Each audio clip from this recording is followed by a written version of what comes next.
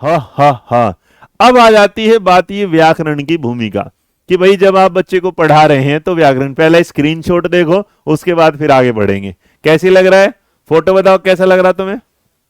तो तुम्हें ऐसा मन कर रहा होगा तुम बस इसे कंप्यूटर से निकाल के अपनी कॉपी में चिपका लो। ऐसा नहीं मन कर रहा होगा कि तुम्हारे अंदर ऐसा नहीं हो रहा कि बस गुरुजी ये तो एक बार दे दो, मैं इसे सीने से लगा के रखूं, भाषा को ऐसे छाप लो, आ जा मेरे अंदर, है ना? कितना सुंदर लग रहा है, स्क्रीनशॉट आ गया, मजा आ रहा है? चलो। हाँ, व्याकरण क्या होता है? व्याकरण ग्रामर होता है। वाह, कहा, अरे कौन सा अंग्रेज मिला मेरे को। व्याकरण क्या होता है? हाँ जी बेटा, व्याकरण ग्रामर होता है, तेरे को सिखाता हूँ व्याकरण क्या होता है। वाह वाह वाह वाह वाह वाह।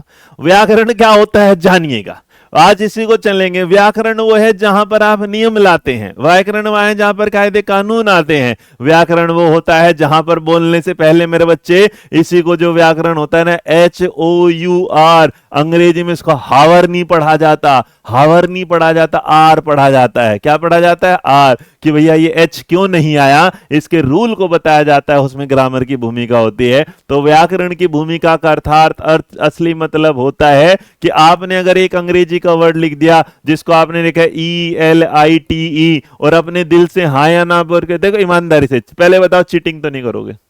पहले नहीं नहीं, मेरे को पता तुम गेम के रूल बदल दोगे, पहले बताओ तुम चीटिंग तो नहीं करोगे? कोई बच्चा ऐसा, इससे यार इसमें बिल्कुल वो हो गए वीक।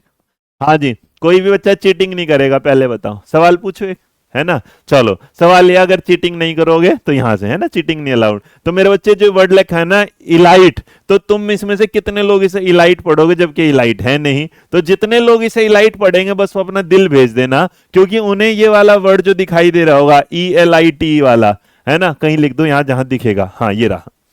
क्या नाम है? Elite, ELITE। तो ये इलाइट इलाइट इलाइट पढ़ रहे होंगे, लेकिन मेरे बच्चे इलाइट नहीं, ये एलीट होता है। क्या होता है? एलीट। तो इसका मतलब जिस बच्चे ने एलीट पढ़ा वो सही है, दिल से आगे ना बस, क्योंकि हमारे मास्टरों ने हमारी डिक्शनरी में कभी वर्ड दिया नहीं, और अगर ये वर्ड दिया नहीं तो हमने पढ़ा नहीं। हम अपने तेज तर्रार बालक, हमने ELITE ऐसे पढ़ा, और जैसे पढ़ा तो बिल्कुल सही से इलाइट पढ़ा। बट क्या है, अंग्रेजी वालों ने बताया that's not elite, that is elite. क्या है? एलीट जो बोला जाता है। तो इसलिए मेरे बच्चे शुद्ध उच्चारण, तो व्याकरण आपको बताता है शब्दों का सही उच्चारण करना किसको बोला जाता है। इसलिए व्याकरण की भूमिका इसलिए ज्यादा जरूरी है कि बच्चा सही उच्चारण कर सके। व्याकरण की जरूरत इसलिए है कि बच्चे में क्या है, राइटिंग, लिखावट, लिखने की, मतलब बच्चे के अंदर लेखनी मात्रा कहां, देखो लेखने, लेखने कोई वर्ड तो नहीं होता, लेकिन अगर इसे बेटा क्या करें, लेखन, तो इसका मतलब क्या हो जाएगा, मात्रा कहां आनी है, कहां मात्रा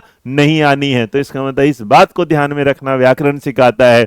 व्याकरण जो है आपकी भाषा में दक्षता देता है, तभी आप कहते हैं master in Hindi, master in English, आप संवाद कर पाते हैं, बात कर पाते हैं, आप टॉक कर पाते हैं इस तरीके से। और यहां होगा जिस तरीके संप्रेषण कौशल जो भाषा होती है उसके द्वारा आपका कम्युनिकेशन स्किल्स बढ़ जाते हैं, आप एक दूसरे से अच्छे से बात करते हैं। और मेरे बच्चे, भाषा के संरचना, इसका मतलब आप किस शब्द को कहां लगाना है, जो तुम्हारे स्पेलिंग एरर होते हैं, जैसे याद है ना बाबा जी का ऑस्ट्रेलिया, तो ऑस्ट्रेलिया ऐसे नहीं पैदा होता बेटा, ऑस्ट्रेलिया जैसे हुआ था, इसका मतलब यहां सब होगा। तो आप जो कहते हैं ना फार्म भर दो, है ना, अंग्रेजी में तो बेटा फॉर्म ही भरा जाता है ये वाला, लेकिन तुम में से क्या करोगे, फार्म भर दो। अरे फार्म जो होता है वो खेत नहीं, वो घर वाला जो होता है ना, फार्म हाउस होते हैं वो होता है, तो ये फार्म नहीं होता। इसका मतलब हमारी व्याकरण कमजोर थी, इस वजह से हमसे गड़बड़ हो गई। तो ये भाषा आपको क्या सिखाती है, और भाषा आपको ध्वनि का फोनेटिक्स, फोनेटिक्स जो हुआ कि यहाँ पर इसे इलाइट नहीं पढ़ा जाना है, इसको क्या पढ़ा जाना है, एलीट पढ़ा जाना है।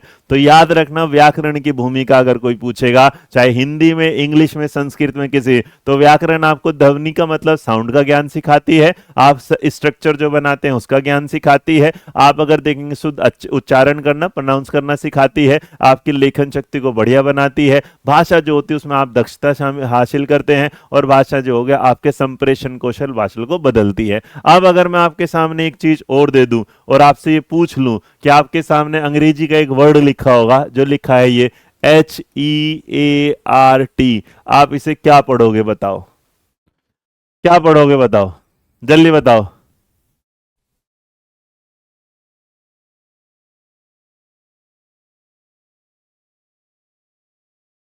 हाँ जी, तो आप अगर इसे पढ़ेंगे तो आपने इसे देखो हार्ट पढ़ दिया है ना।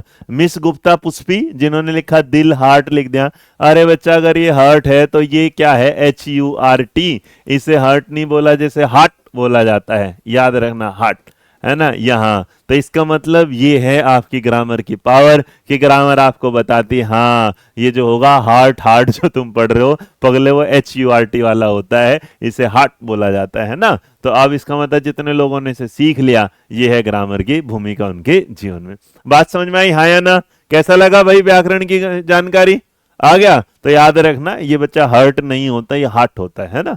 डन। कितने लोगों को पहली बार पता चला, ईमानदारी से बताओ कितने लोगों को पहली बार पता चला? इसलिए मेरे बच्चे याद रखना, इंग्लिश ना हो चाहे हिंदी हो चाहे कोई भी, उसमें ग्रामर व्याकरण की भूमिका बहुत ज्यादा जरूरी है। आया समझ में भाई? अच्छा लगा? चलो अब आगे देखते हैं, आपके सामने कुछ प्रश्नों के साथ आएंगे कि व्याकरण सीखने से क्या आशय है, क्या मतलब है, बताओ। व्याकरण सीखने से क्या होगा? सवाल आपके सामने 16, क्वेश्चन नंबर 16 बताइएगा। सवाल नंबर 16 पूछ रहे हैं कि व्याकरण सीखने से क्या आशय है, क्या मतलब है? कि व्याकरण के नियम को सीखना, सबसे पहले नियम सीखना और बाद में उसका प्रयोग करना सीखना, अर्थ के संदर्भ में प्रयोग करना सीखना, किसी भी भाषा में लिखित और बोले जाने स्वरूप में गलतियां निकालना। कई बार याद रखना, जब भी आपके सामने क्वेश्चन नंबर 16 जैसा आ जाए तो मेरे बच्चे भाषा के साथ हो या किसी भी, व्याकरण का असली मतलब तभी सक्सेसफुल हो पाएगा जब उसे आप नियम के साथ जी नहीं, नियम के साथ जी नहीं, आप उसे उसके अर्थ के संदर्भ में जितना उसका मीनिंग उसके साथ कैच करेगा उतना ही वो हमेशा क्या होगा, बढ़िया। तो सवाल का जवाब ऑप्शन नंबर सी, जिन्होंने सी चुना वो एकदम क्या है, बढ़िया। नंबर है 17। व्याकरण की कक्षा में हमें पहले, व्याकरण की कक्षा में हमें पहले क्या होना चाहिए बताओ। व्याकरण की कक्षा आप पढ़ रहे हो तो हमें सबसे पहले क्या करना चाहिए? सवाल नंबर 17, क्वेश्चन नंबर 17। हम्म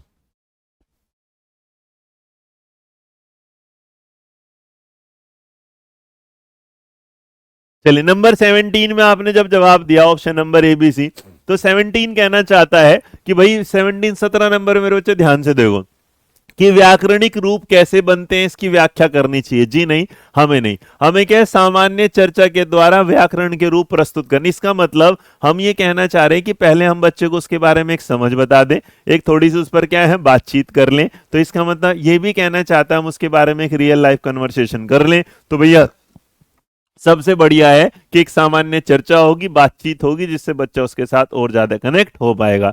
तो जितने लोगों ने सवाल का जवाब दे दिया वो बिल्कुल क्या है, बढ़िया। आगे देखेंगे नंबर 17 के बाद 18। व्याकरण के शिक्षण अधिगम के लिए कौन सा तरीका आदर्श होगा? बढ़िया। व्याकरण का अगर आप बच्चे को व्याकरण पढ़ा रहे हैं तो ये पूछना चाह रहे हैं कि कौन सा ऐसा तरीका होगा जो सबसे बढ़िया माना जाएगा, कौन सा ऐसा तरीका होगा जो सबसे बढ़िया माना जाएगा, बताइए। सवाल नंबर 18।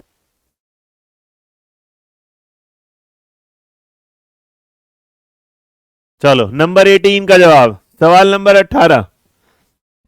तो क्वेश्चन नंबर 18 में अगर आपने जवाब दिया है तो 18 कहता है सहज भाव से चल रहे विमर्श में व्याकरणिक नियम। मतलब आप बच्चे को पढ़ा रहे थे, बच्चे को आसान चीजें सिखा रहे थे और बीच में क्या बता दे, रूल बता दिया, ताकि बच्चा क्या करेगा, आराम से उस चीज को सीख लेगा और टेंशन उसे आएगी नहीं। तो बात तो सही है। पहले नियम बताना हमेशा गलत होता है, नियम हम बताते नहीं। वाक्य के नियम को संरचित करना जितना ज्यादा से ज्यादा हो गलत, क्योंकि हम सरल भाषा में सिखाते हैं, नियम नहीं। नियम बताना और शिक्षार्थियों को नियम याद कराना ये भी नहीं। तो सबसे बढ़िया क्या है कि सहज भाव, ये क्या होगा बेटा, पॉजिटिव वर्ड भी होगा और जब भी आता है ना सेंटेंस में हमेशा सही जवाब देगा, है ना। चलो भाई आगे देखेंगे, नया नंबर 18 के बाद क्या है, 19 नंबर।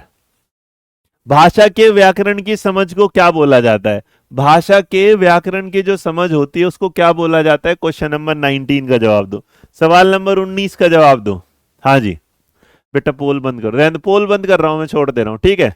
तुम भी ऐसे गुस्सा करते हो जैसे मैंने कल भी बताया था तुम्हें। चलो ध्यान दो, नंबर 19 पोल हटा दिया, ठीक है। नंबर 19, क्वेश्चन नंबर 19 आपने क्या जवाब दिया है? देखो 19 में क्या है कि भाषा के व्याकरण की समझ को आप किस तरह लेके चलेंगे। पहला, उसे आप उनके संदर्भों में लेके चलेंगे, बहुत बढ़िया। आप केवल वस्तुनिष्ठ प्रश्न करेंगे, गलत बात है।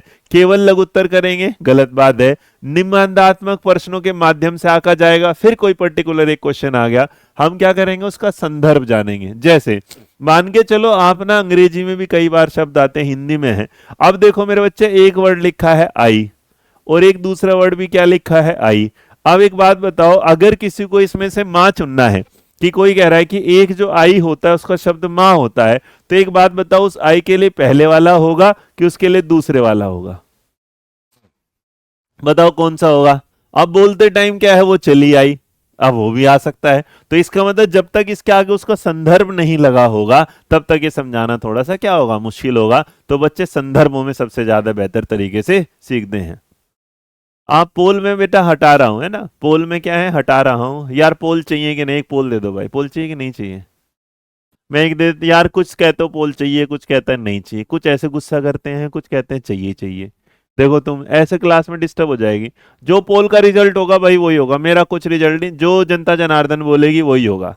जनता जनार्दन पोल में जो बोलेगी मैं उसे ही लेके चलूंगा। जो आप बोलोगे पोल में दे दो, पोल चाहिए तो पोल में यस कर दो, नहीं चाहिए तो नो कर दो। हम्म। अब बताओ बेटा, 91% लोग कहते हैं पोल चाहिए, तो मैं क्या कर सकता हूँ? है ना, बस पोल से क्या होता है, हमने एक अंदाजा लगा लेते हैं फटाफट, जो है ना बोलने की, बहुत बढ़िया, लिखने की जरूरत नहीं पड़ती, टक से कर देते तुम काम। चलो नेक्स्ट आओ, नंबर 20। व्याकरण सीखने के बारे में निम्न में से कौन सा कथन सही है? व्याकरण को सीखने के लिए आपसे पूछा जाएगा कि कौन सी बात बिल्कुल क्या है सही, नंबर 20 का जवाब दो। नंबर 20 कहता है भाई सीखने के लिए क्या करोगे? मेरे बच्चे एक बात याद रखना, हम ना नॉर्मली कभी जाएं तो हमारे सामने होता है कि हम पहले बच्चे को क्या है, अर्थ देते हैं, हम पहले बच्चे को क्या है, उदाहरण देते हैं। और जब हम बच्चे को उदाहरण दे देते हैं, उसके बाद हम उसे क्या है, नियम बताते हैं। तो हमारा एक आगमन विधि होती है, एक निगमन विधि होगी।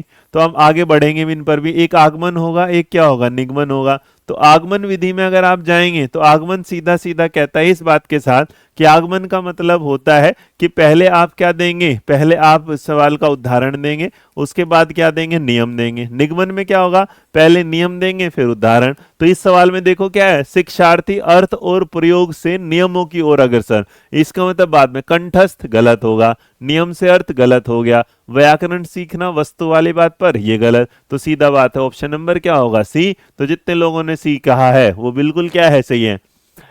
चाहत आराम से चुपचाप पढ़ ले, पोल से कुछ नहीं होता। चल पगली, मोबाइल में है, आजा ध्यान से पढ़। नंबर 20 आप तक होने के बाद अब आपके सामने आ जाता है, ये रहा। अब आपके सामने जो बेस्ट